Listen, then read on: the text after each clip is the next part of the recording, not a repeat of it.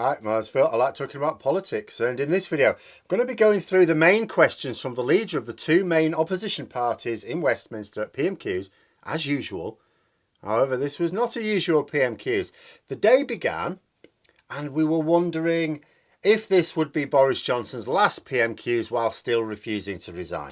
I don't think it would be, in all honesty, because I think the Sue Gray report is supposed to be coming out late next week, which means there will at least be one more. But about a quarter of an hour before the event itself, we had the spectacular news that a Tory MP crossed the floor and joined Labour. But first, if you'd like to be notified of daily news and politics, please subscribe to the channel and click the bell notification icon. So I'm not going to spend a lot of time on the defection because it's about PMQs and this is going to be long enough as it is. But it has generated a lot of debate and it might be worth spending some time going over the various ins and outs in a separate video this weekend. We'll have to see. Suffice to say, for now, that as PMQs was about to begin, the sound from the Labour benches was fairly deafening. The Speaker announced the start of Prime Minister's questions. All hell broke loose. Labour MPs were cheering, waving their order papers in the air. They were stamping their feet. This is what passes for a carnival atmosphere in Parliament. And it happens when one side or the other have scored a major political coup. On this occasion, an MP in the government crossing the floor. Now, this happened last time in 2019. For the life of me, I cannot remember whether it was under May or Johnson. But the MP in question yesterday, Christian Wakeford of Bury South, one of the red wall seats that the Tories won in 2019, was sat behind Starmer so that Johnson would have to look at him throughout. And before Starmer's questions, there were a couple from backbenchers, including a Lib Dem MP who kicked off by asking if it was time to resign. Now, Boris Johnson did the usual thing about, we need to wait for the Gray inquiry to finish, be due to report next week. This set the tone, of course. That's the only reason I mentioned that particular question, because just as with last week, Johnson refused to answer any questions, saying that Sue Gray would disclose everything in her report. Now, when Keir Starmer stood up, he started, before he got onto a question, it took a while, he started by warmly welcoming, he said, and then he was interrupted, and then the Speaker had to intervene, shut everyone up. Starmer got up saying he wasn't bothered. He continued in welcoming the Honourable Member for Bury South, as he said, like so many people up and down the country, he has concluded that the Conservatives are incapable of providing the leadership that the country needs. He made the point the Labour Party has changed, but so too has the Conservative Party. An important push, of course, in terms of getting people to change their minds about their votes. You don't tell the people, look, you got your decision wrong last time. You have to sort of say, look, we understood why you vote that way, but actually, if you look at the people you voted for, they've changed. And so have we. So you should vote for us next time. Full-on party political speech before he even got to the question. He was interrupted again. The Speaker had to threaten to eject MPs. But actually, Starmer was quite happy with this. He was loving it, in fact. He made a joke about Tory MPs being told to bring their own booze. But booze as in boo, as opposed to alcohol. I'm not sure puns like that work in the spoken form, but I don't think anyone minded. Then he got on to his question. He recounted the nonsense defences about the parties. He updated with the latest defence, the new defence now, that nobody warned him that it was against the law. So last week, so basically it went through the usual thing. Boris Johnson, there were no parties. Then it was, I have been assured there were no parties. Then it was, there might have been a party, but it's not my fault. And then it was, I might have been at a party, but I didn't think it was a party at the time. To now the latest one is, look, nobody told me that these things were against the rules. And Starmer said, look, as the Prime Minister wrote the rules, why does he think this defence will work? And then predictably, of course, Johnson just said, look, wait for the Gray inquiry. I'm not saying anything. No comment, Governor. But then he went off on a predictable tangent by saying that Labour would still have had us in lockdown, blah, blah, blah. Another lie, of course, because Labour backed the government's measures, and indeed it was Labour votes that allowed it. Johnson also said that our GDP is back up above pre-pandemic levels. Which I thought I'll have a look at the economic data. It doesn't seem to be. Unless he's got figures I haven't, doesn't seem to be. He also tried to fire a warning shot at the defecting MP by saying that not the Conservatives, he won Bury South as leader of the Conservatives, and he would do so again in the next election. Loud cheering from those immediately around him. Basically, members of the government, the cabinet. From backbenchers, I didn't see a lot of cheering. But the cabinet tried to make up for it, like stamping their feet and cheering, just like Labour MPs had done at the start. A right raucous affair. And this was going to go on for a while. Now, I don't know how things are playing out in Johnson's head, I have to say. But the reality is that it is far from certain that he will even be fighting the local elections this May. I thought he would at least have those. May not now. He's got no chance of fighting the next general election. But anyway, whilst he's still refusing to resign, obviously he's got to say that he will. Starmer then stood up, immediately retorted by saying that Bury South is now a Labour seat, Prime Minister. And then he says he listened to the Prime Minister's statement and he says, it sounded like a lawyer wrote it. He says, so I will be careful about my questions. He asked when the Prime Minister first became aware of concerns from staff that parties were going on and against the rules. In response, Johnson again cited the Gray inquiry. The thing is, Sue Gray's not investigating that. You know, she's not investigating when staff raised concerns with Johnson. That's not what her inquiry is about. You know, Johnson then said his staff had delivered the fastest vaccine rollout in Europe. Now, apart from the fact we don't have the fastest vaccine rollout in Europe, far from it, we're not even in the top 15 now, I thought it was the NHS dealing with our vaccine rollout. I don't remember pissed up Downing Street staffers going around with syringes. So Sue Gray's apparently going to tell the Prime Minister when he was first told of concerns of the party, Starmer said. I see. As a little aside, it's also worth pointing out yet again what Johnson is trying to do here. He's being asked questions about whether or not he broke the ministerial code by lying to Parliament. He was not being asked about the parties themselves anymore. That's done with. Everyone knows what's happened there. Starmer's not wasting his time asking about the parties. He's asking about whether Boris Johnson broke the ministerial code. Johnson is saying that Gray will establish the facts in her inquiry. But not on this matter, she won't. She is investigating the unlawful social events at Downing Street. And even there, she doesn't have the authority or training to determine the legal position. Now, as a former barmaid, I can absolutely agree that she can determine the difference between work and a piss-up, but not whether it broke the law. And she has absolutely no authority to say whether Johnson lied to Parliament. She's not even investigating that. Johnson then went in for muddying the waters with Keir's beer, which the Daily Mail have been desperately trying to push this week. But he did it too early. It was a bit stupid, that. Because Starmer can easily refute it.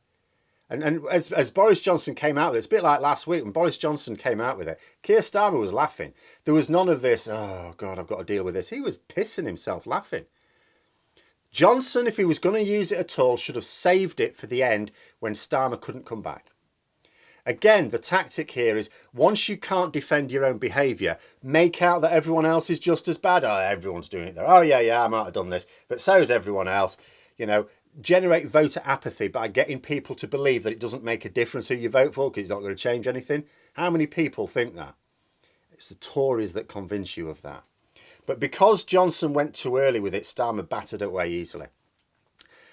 Then he asked, if a Prime Minister misleads Parliament, should they resign? Nice simple question. No flowery. Really simple. If a Prime Minister misleads Parliament, should they resign, he asked. Johnson refused to answer even that. I mean, that's easy enough. Boris Johnson wrote the foreword to the ministerial code. He authorised the ministerial code. Does he not understand those rules that he also wrote and approved either? I mean, at this point, Boris Johnson is trying to explicitly suggest that he doesn't understand his own laws and yet should still run the entire legislative programme for the entire country.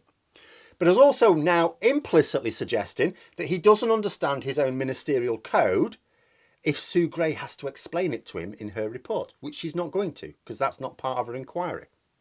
Then Starmer came back again. He said, look, I know it's not going well for you, Prime Minister, but at least the Downing Street staff know how to pack a suitcase, alluding to the fact that we now know that Downing Street staff on a weekly basis, someone had the job of taking a suitcase to the local off licence and filling it up with booze to take for their Friday afternoon soirees. And I did see it pointed out, actually, later on. This was a fair comment, that the Labour front bench were just so hyped with what's going on. This is such an easy PMQs for them, that Starmer wasn't even bothering to point out that Johnson wasn't answering a single question.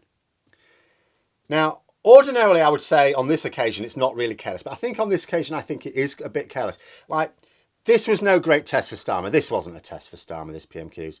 This was like shooting fish in a barrel. Anyone could have done it. They know that Johnson's time is up. It's just up. They're just watching it. It's like watching the Grand Prix where the eventual winner's just way ahead for the last few laps. No one's near them unless their car explodes. That's it. The game's over. You're just watching it. The buzz is that Sue Gray's report will drop late next week, and then Tory MPs will submit the rest of their letters. Don't expect it in the next day or two. Who knows? I mean, who knows? But I think that's the general view, that these MPs are just waiting for this report so they can say they've read it. They can say to Johnson, look, we gave you every chance. You said to wait for the report. We waited for your report. We've read it, and my goodness, no. And then it's confidence vote time. Obviously, Johnson, if he thinks the jig is up, he could preempt it by resigning, because he's the one who's going to publish the report. Sue Gray doesn't give the report to MPs or the public. She gives it to the Prime Minister. So he gets to determine when it comes out. He could just resign at that point. He can come out with any old rubbish he wants as well, saying, well, I have to carry ultimate responsibility. I'm going to resign for the behaviour of my staff. So still blaming other people, but pretending he's falling on his sword. He can do what he likes. But either way, many people are convinced that the time has come.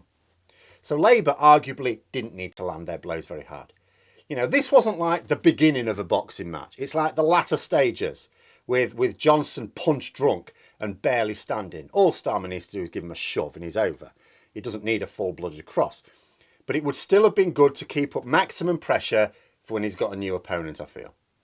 But then things got really weird. Starmer's fifth question. He cited the Queen again, like he did before with her show of solidarity during Prince Philip's service. By the way, we now learned that the government offered the Queen to relax the rules on who could attend funerals, how many could attend funerals for Prince Philip's service, because it was only a few weeks away from relaxing those rules for everyone. And reportedly, the Queen said no. It's important that she leads by example when other people are restricted in being able to go to funerals. But anyway, Starmer cited that example, and then he cited what we learned at the end of last week, which that there were two parties in Downing Street the night before that service involving a suitcase of booze and a DJ even in the basement of Downing Street. And Starmer says, look, when he gave his apology to the Queen, didn't he, wasn't he sufficiently ashamed to submit his own resignation at the same time? Then there was a bit of fuss. I don't really know what happened. And maybe someone said something, maybe it was the Speaker himself. Obviously, Johnson stood up to bang on about Sue Gray again. But then the Speaker says we don't normally mention the royal family. Johnson couldn't believe his luck. Going, I don't even have to answer this question. Brilliant. And after a second dithering about what he should do, he asked Starmer to withdraw the question. The Speaker said he'd dealt with it. And that was that. Johnson got back up and insisted that Starmer withdraw it. The Speaker battered him away and just shut up. But I don't know what happened. It's an unfortunate knackering of Starmer's direction there. I'm not sure exactly what the issue is. Starmer raised the same point previously and was not called out for it.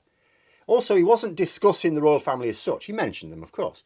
But asking why, when the government had to apologise to the palace, Johnson didn't offer his resignation. The question was about why the Prime Minister didn't offer his resignation to the Queen. The question was about the Prime Minister. It is true that MPs, you're not supposed to drag royals into political debates. But the question was not about the Queen or any member of the royal family, but about Johnson's behaviour and the behaviour of his staff. So I must confess to not quite knowing why it was fine last week and maybe the week before. I can't remember, he might have used it a couple of times, but suddenly not this week. But it was what it was. Fortunately, Starmer didn't go on the same theme for the last question, otherwise that could have derailed it. He used his last question to throw in a hook on the separate issue of rising energy bills. Final question on how Starmer described rocketing energy bills. He went through Labour's plan for the issue. He didn't just say Labour's got a plan. He explained the 3 points of the plan that they'd announced some time ago. And he says, what's the government offering? Nothing. And that was good because that was a taste of what's to come when Johnson finally does fall. Because you could get the impression Labour are loving it at the moment. Boris Johnson, the Tories are imploding at the moment. They'll sort themselves out. This isn't the end of them. As soon as Johnson gone, they'll bounce straight back. But at the moment, they're in some chaos. And you may imagine, so when they get rid of Johnson, they'll get their bounce back and Labour will be wondering what they can strike against them next. No, it's not like Labour only have Johnson's collapse to focus on. At the moment, that's what to focus on, because what else is there? What's the point in going on about government policies when that government is going to change maybe in a few weeks? But there are plenty more ducks lined up to savage whatever government comes next. Johnson then just went, as he always does at the sixth question, on a rant about a load of his so-called achievements that were, needless to say, all lies. Now, that is actually quite sobering. I did have a think about it and I thought, because I get that a Prime Minister will want to distract from their failures by talking about their successes. Like, this is normal politics. This isn't just Boris Johnson. This is normal politics. It is for opposition leaders at Prime Minister's questions to try and trip the Prime Minister up. And it is for the Prime Minister to shift the conversation onto their strengths. You know, the old tosh about, you don't do this, by the way, but it used to be the case. You go to an interview, if you're asked, oh, what's your greatest weakness? And you were supposed to say, I'm a terrible workaholic. Oh, I'm a terrible stickler for perfection. Absolute rubbish. But, you know, the idea is you're supposed to turn it into a strength. And that's normal in politics. It's all the usual rough and tumble. But usually there are some actual successes to boast about, even if they're not related to the actual question. So, like, you might get an opposition leader there might have been a foreign affairs cock-up, for example. Like, even a decent government may have messed up over, say, the Afghanistan. And an opposition leader would ask about this foreign affairs cock-up. And the Prime Minister, not really fancying talking about the cock-up, might shift the answer somehow onto the strength of the economy, say. Nothing to do with the question, but it could still be a genuine strength of the government that they wish to shift the debates to. But Johnson's list of successes were all lies. None of them were true. And you think, this is quite bad. The fact that he could not name a single benefit to his government that was actually true really brings home what we're going through here. It's not just that Boris Johnson wasn't answering the questions. That's normal. It was that he has nothing at all to fire back with. It's like he's gone to a gunfight with one of those toy pistols that ejects a flag saying bang when you pull the trigger. Then we heard from Ian Blackford of the SNP. Same line. He says, we've gone from Operation Save Big Dog to Operation Dog's Dinner. More evidence that Parliament has been misled and a long list of ludicrous excuses, he said. Blackford also summarised the storyline of Johnson's defence as just as Starmer did. Nobody told the Prime Minister that he was breaking his own rules, he mocked. He then pointed out, because Boris Johnson was having a good old laugh at that point, I think with Priti Patel, he pointed out that the Prime Minister was laughing at this. He said he's laughing at the public. He's taking the public for fools. And at the end of it, he just says, go, Prime Minister. Just go. And Johnson declined Blackford's kind offer to do one, as he did with every other opposition MP, and some of his own. And he banged on about Gray's report again, predictably. Blackford came back, same line really, didn't ask another question. And he retorted that, look, 150,000 people have died in this country. There ought to be some respect and dignity from the Prime Minister, but he's partying and he's laughing. And at this point, the Prime Minister looked at his watch while Blackford once again set out the case for Tory MPs this time to oust him. So he did what he did last week. He first of all invited the Prime Minister to resign. Then when that didn't work, he invited Tory MPs to get rid of him. But Boris Johnson, looking at his watch, is not interested, is he? Like, wherever you are in the political spectrum, wherever you are in your views of Boris Johnson, these were questions on the very issue of the government's suitability in what I think must be the longest running democratic assembly in the world. And Johnson was he just wasn't treating it seriously. And I don't mean the laughing. This is politics, you get that. I mean, looking at your watch, you're not even at the halfway mark. I think this was 20 minutes in of the Prime Minister's question session. That is as an obvious demonstration as you can get that Johnson does not take his job seriously. After all, what does the Prime Minister actually have to do? What's their job? They get paid £150,000 a year. For what? You have to have a weekly meeting with the Queen. A weekly session of Prime Minister's questions, but only then when Parliament's sitting, which is like 3/4 of the time maybe. You have to turn up to face the liaison committee questions maybe a couple of times a year. They've also got to appoint people to government positions, to actually run the country. That's it. That's their entire job. Now, obviously, good prime ministers do a lot more than that. But that's all they have to do. That's all that's on the job description. And he doesn't even care about one of the only two things he has to do on a weekly basis for his money. Now, I don't usually discuss other MPs much at this point. Needless to say, Blackford didn't get a satisfactory answer. There were a lot that asked questions after this, but there are a couple. And Diana Johnson, who's a Labour MP not far from me, asked why, if the Prime Minister's excuse is that he is stupid rather than dishonest, is it still not time to go? Which is essentially what Johnson's position now is. Others, including me, have put it in similar terms, but it's nice to see it expressed in Parliament. Johnson's defence is that he is not dishonest, just thick. As if that's a good reason to keep him as Prime Minister, as if that's all right then. It's like when he said he was doing his best with the pandemic. And others said, if this is his best, then he's basically arguing that he's incompetent and he should go on that basis. Don't go on the basis that you're not putting in any effort then. Go on the basis that you're useless. I cannot remember ever reading of a Prime Minister in any country at any point in history arguing that they are both stupid and incompetent before. Or even one or the other. This is how buggered British politics is. The head of government proudly proclaims themselves to be stupid and useless, and yet, although most of the country now want him to resign, there's still a core that would like to see him remain in place. Not going to finish that thought, but I will mention one other MP, Tory MP this time, a former cabinet minister, a former Tory leadership candidate, David Davis.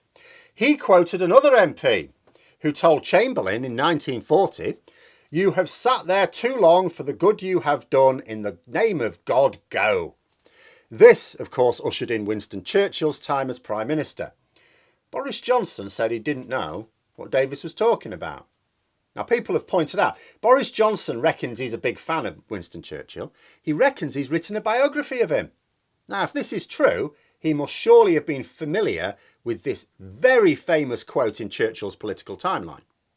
Again, I'll leave it for you to judge. Was Johnson lying about knowing anything at all about Winston Churchill? Or was he lying when he said he didn't understand the quote? But those are my thoughts on a quite remarkable PMQs. Even remarkable for one that promised to be remarkable all week. But there we go. Those are my thoughts. Let me know yours in the comments below. Hope you found the video interesting. If you did, don't forget to click the like button. If you'd like to support the channel further, please also click the Patreon link for details. And until next time, I'll see you later.